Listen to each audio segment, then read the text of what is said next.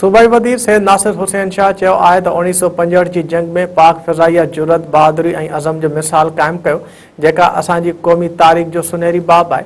सूबाई वज़ीर सैयद नासिर हुसैन शाह यौम फ़िज़ाइया जे मौक़े ते पंहिंजे जारी कयल बयान में चयो त मादरे वतन जे दिफ़ा में पाक फ़िज़ाइया न रुॻो दुश्मन जे अज़म खे नाकाम बणायो पर क़ौम जा हौसला बि बुलंद कया।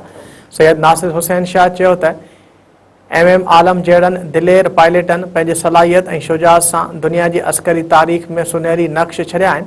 पाक फ़ज़ाइया जे शाहीननि जूं क़ुर्बानियूं पूरी क़ौम लाइ फ़ख्र जो सबबु आहिनि जेके असांखे यादि ॾियारनि थियूं त वतन जी हिफ़ाज़त सभ खां वधीक अहम आहे। उन वधीक चयो त पाक फ़ज़ाइया टेक्नोलॉजी आला तरबियत ऐं पेशेवरानी महारत ज़रिए पाकिस्तान जे दिफ़ाई सलाहियत खे मज़बूत बणाए रही आहे। क़ौम पंहिंजे शाहीननि ते फ़ख्र करे थी। नासिर हुसैन शाह उन अज़म जो वर्जाउ कयो त पूरी क़ौम पाक फ़ौज सां गॾु बीठल आहे ऐं पाकिस्तान खे मेरी अख सां ॾिसंदड़नि खे हमेशह नाकामी जो मुंहुं ॾिसणो पवंदो।